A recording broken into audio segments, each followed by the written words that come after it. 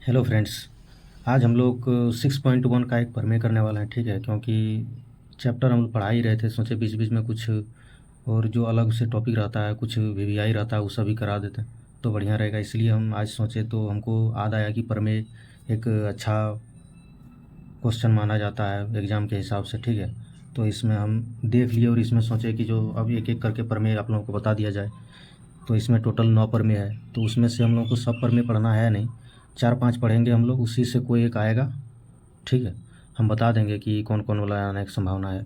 तो आप लोग वीडियो के अंत तक बने रहिएगा, क्योंकि क्वेश्चन जो है अभी जो हम बता रहे हैं प्रमेय बहुत इंपॉर्टेंट है, ठीक है। तो अभी देखिए, इसमें क्वेश्चन हम लिख दिए हैं। तो क्वेश्चन देखिए क्या लिखे हैं। यदि दिए गए त्रिभुज की एक भुजा के समांतर अन्य दो भुजाओं को भिन्न भिन्न बिंदुओं पर प्रतिच्छेद करने वाली एक रेखा खींची जाए, तो ये अन्य दो भुजाएं एक ही अनुपात में विभाजित हो जाती है, ठीक है। तो हम इसमें क्या करेंगे, इसमें त्रिभुज बनाएंगे, उसके समांतर एक और त्रिभुज खिंचा जाएगा, उसी के जो नीचे वो भुजा होगा, देखिए हम चित्र में बना के दिखाते हैं ताकि ठीक बढ़िया से क्लियर हो जाए। और जिसने भी इस चैनल को सब्सक्राइब नहीं किया है, प्लीज़ इसको सब्सक्राइब कर लीजिएगा, क्योंकि जितना भी कंटेंट हम यूट्यूब पर लगाते हैं वो सब नोटिफिकेशन जाने के लिए इसको सब्सक्राइब रहना ज़रूरी है, ठीक है। तो चलिए अब हम लोग देखते हैं कि क्या है इसमें। तो थोड़ा इसमें क्या है कि इसमें थोड़ा त्रिभुज जो है एक जरा बड़ा बनाइएगा, जैसे बना लिए, यहाँ से यहाँ तक ले लिए इसमें, और देखते जाइएगा और ठीक से समझते जाइएगा। ये हमने एक त्रिभुज बना लिया, ठीक है। तो त्रिभुज में अब इसके एक बड़ा सा त्रिभुज बन गया, बना लिए इसको। अब यहाँ क्या दिया है कि दिए गए त्रिभुज की एक भुजा के समांतर अन्य दो भुजाओं को भिन्न भिन्न बिंदुओं पर प्रतिच्छेद करने वाली एक रेखा, इसी के समांतर जो है, इसके समांतर एक और रेखा बोला है यहाँ, और दो भुजा बनाने बोल दिया। और इसमें जो दो भुजा होगा जिसमें प्रतिच्छेद करेगी वो किसी भी बिंदु पर कर सकती है, इन दोनों भुजाओं में, ठीक है। तो इस भुजा के समांतर बोला है और एक समांतर रेखा खींचने, और इसमें कहीं भी ये प्रतिच्छेद कर लेगी। इसको हम बढ़ा भी सकते हैं, क्योंकि समांतर रेखा दिया तो इसमें भी हम यहाँ बढ़ा सकते हैं, लेकिन इसी के अंदर हम लोग रखेंगे फ़िलहाल के लिए। तो यहाँ हम लोग मान लिए इस जगह खींच दिए इसको, एक समांतर रेखा, ये इसके समांतर ये है, ठीक है। अब इसमें प्रतिच्छेद करने वाली एक रेखा खींची जाए तो अन्य दो भुजाओं एक ही अनुपात में विभाजित हो जाती है। इसमें जो दो भुजा निकला वो एक ही अनुपात में विभाजित हो जाती है। तो इसमें एक ही अनुपात में कैसे विभाजित होगा, इसमें क्या करेंगे हम लोग, कुछ रचना करेंगे ताकि ये दो भुजाओं में विभाजित हो जाए। इसमें देखिए, हम सबसे पहले इसमें क्या करते हैं, इसको और इसको कोना कोनी को मिला देते हैं। तो ये रहा इसमें इसका कोना, आप लोग इस तरह करके इसको मिला लीजिएगा इधर से, और फिर इधर से भी मिला दीजिएगा। ये हो गया। अब हम लोग क्वेश्चन देखेंगे और इसमें क्या प्रूव करना है, क्या दिया है, सब इसमें लिखते हैं। तो इसमें अब हम लोग प्रूव करने के लिए क्वेश्चन था, हम लोग यहाँ इसका प्रूफ बनाएंगे। तो इसमें दिया है,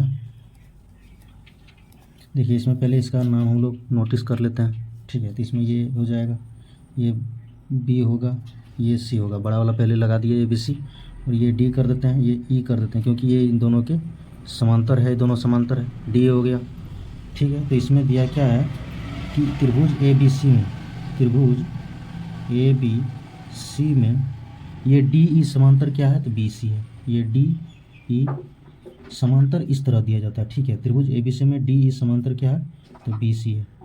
इसको हम लोग इस तरह दिखाते हैं, ये इसका समांतर हो जाए, ये दोनों क्या है, समांतर है। तो ये हम लोग का दिया हुआ था, हम लोग लिख लिए इसको। इसमें सिद्ध क्या करना है, तो सिद्ध करना है इसमें ए डी बटे डी बी बराबर क्या है, ए ई बटे ई सी, यही सिद्ध करना है। इसमें हम लोग लिख लेंगे सिद्ध करना है, सिद्ध क्या करना है इसमें कि ए डी और बटे में यहाँ से यहाँ तक डी बी, जब दो बराबर भागों में बांटा है तो ये जितना होगा उतना ये होगा, यानी ए डी बटे डी बी होगा, और फिर ए ई बटे ई सी होगा जो बराबर में होगा। तो यहाँ ए डी बटे डी बी और फिर ए ई बटे में ई सी, यहाँ तक हम लोग देख लिए। ये सिद्ध करना था, दिया है जो दिया था वो लिख दिए। सिद्ध क्या करना है, तो इसमें ये दोनों क्या बराबर है, जब प्रतिच्छेद समांतर रेखा पर किया है तो ये दोनों बराबर होना चाहिए, ठीक है। लेकिन इसमें हम लोग रचना क्या किए, तो उसको लिख लेते हैं। अब रचना यहाँ लिख लेते हैं, रचना लिख लिए हैं, ठीक है। रचना में हम लोग यहाँ क्या लिखेंगे, या तो यहाँ इसको इससे लिख लीजिए रचना। अब यहाँ लिखेंगे, इसमें रचना में क्या किया हम लोग के बी को ई से मिला दिया, तो यानी बी को ई से मिलाया तथा सी को डी से मिलाया। बी को ई से हमने मिलाया है और सी को डी से, तथा एक चीज़ और इसमें करना है, क्या हम लोगों को करना है कि जब हम लोग इसमें एरिया का क्षेत्रफल निकालेंगे, ठीक है, ये उस टाइम हम लोग को करना था, लेकिन इसमें अभी हम लोग एरिया का जब क्षेत्रफल इसमें निकालेंगे दोनों समान है या नहीं है उसको दिखाना है, तो उसके लिए हम लोग को एक लंब डालना होगा, क्योंकि त्रिभुज के क्षेत्रफल जो होता है, त्रिभुज का क्षेत्रफल वो होता है हाफ गुने आधार गुने लंब होता है। तो इसमें एक लंब हम यहाँ से यहाँ तक इसको डाल देते हैं, लंब ये डाल दिए एक, ठीक है, और एक इधर से भी डाल देंगे, तो दोनों तरफ से ये हो गया हम लोग का लंब, जिसमें कोई नाम दे देते हैं इसको हम लोग, यहाँ मान लिए एम है और ये एन है, तो यही दिया है। इस पर हम लोग त्रिभुज में लंब जो किए हैं ड्रॉ, उसी को लिखना है यहाँ, तथा ई एम जो है, ये ई एम परपेंडिकुलर किस पर है, ई एम परपेंडिकुलर है ए बी पर। पहले यहाँ से देखिए ये डी बोलिए या फिर ए बी बोलिए, तो टोटल का जब हम लोग ए डी बटे डी बी निकालेंगे तो इसमें पूरे टोटल का लेते हैं, तो इसमें क्या करेंगे ए बी लेंगे, तो ये जो है ए बी परपेंडिकुलर है, और फिर डी एन किस पर परपेंडिकुलर है, ये सी पर, तो ये परपेंडिकुलर है ए सी, ये परपेंडिकुलर का चिन्ह होता है इस तरह, ठीक है। तो यहाँ इसमें हम लोग खींचे इसको, हो गया। अब रचना तक हम लोग इसमें देख लिए। अब हम लोग को प्रमाण करना है कि क्या सच में ए डी बटे में डी बी और ए ई बटे में ई सी क्या सच में समांतर रेखा दोनों में यदि समांतर भुजा पर प्रतिच्छेद किया है तो दोनों बराबर होना चाहिए, इक्वल होना चाहिए। तो वही हम लोग प्रमाणित इसको करने वाले हैं, प्रमाण। अब इसको प्रमाणित हम लोग करते हैं, कैसे करेंगे, तो इसमें पहले एक एरिया लेंगे ए डी ई का, तो इसका एरिया लेंगे हम लोग त्रिभुज ए डी ई का, एक एरिया ले लिए त्रिभुज ए डी ई का, और एक एरिया ले लेंगे इसमें बी डी ई का, ठीक है। तो ये एरिया ले लिए इसमें बी डी ई।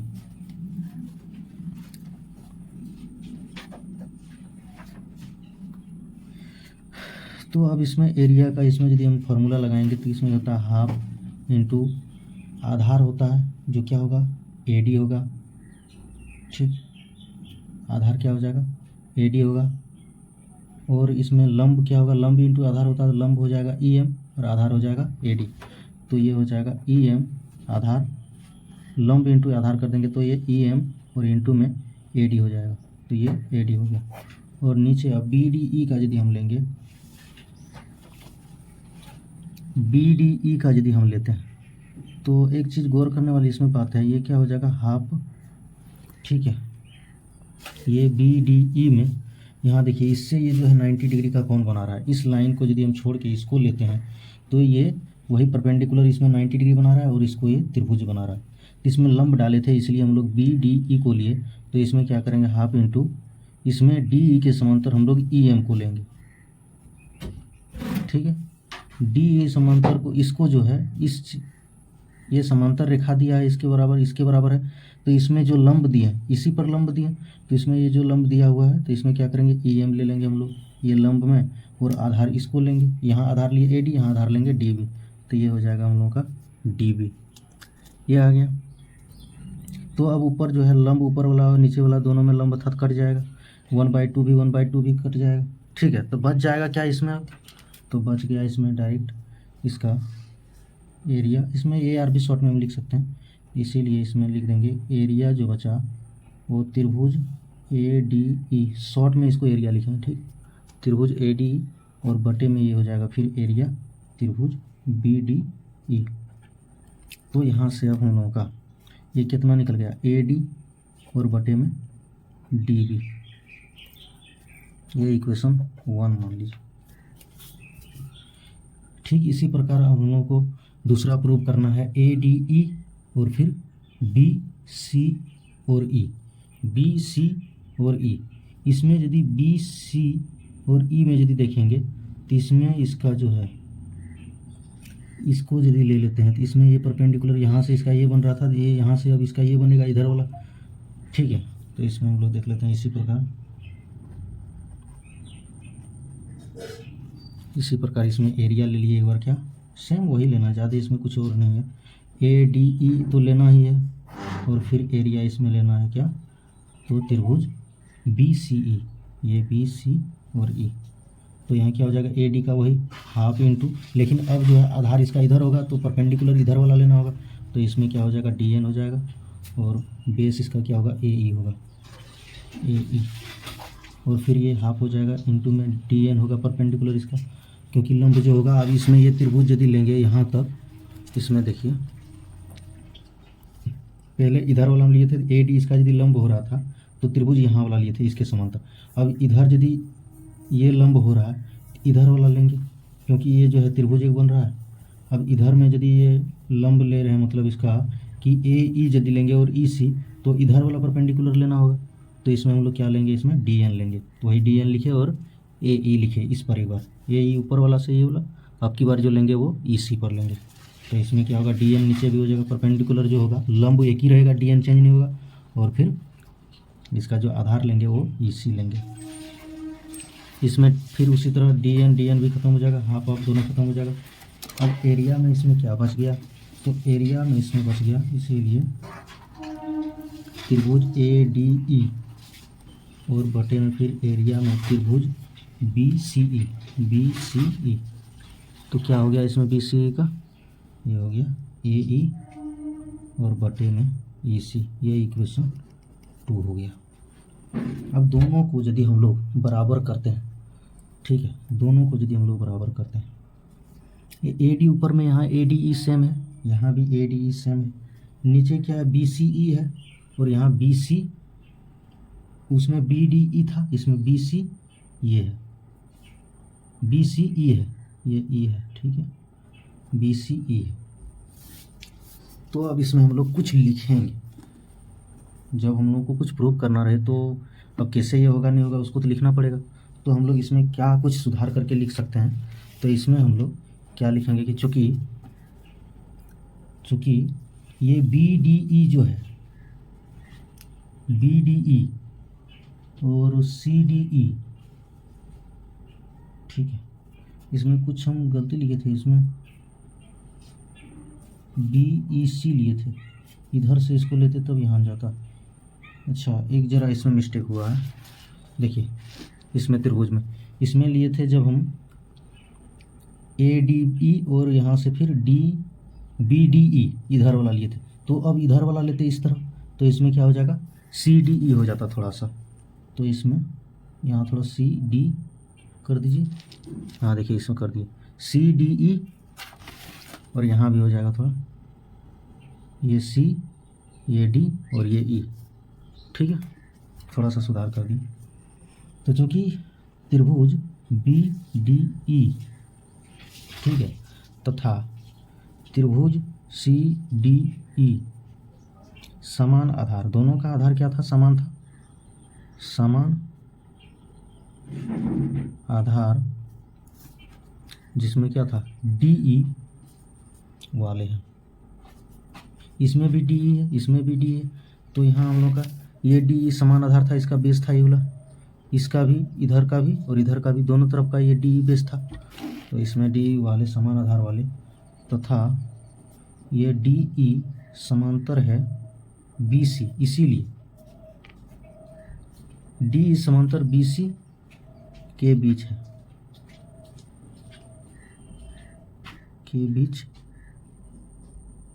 है, इसके बीच है, तो इसमें हम लोग क्या करेंगे, इसीलिए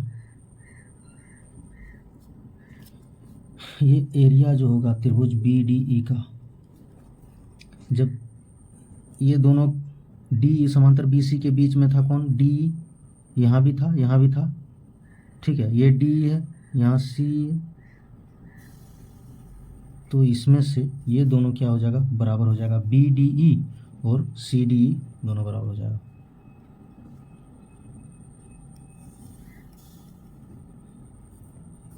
तो ये हम लोग लिख लिए, एक मिनट,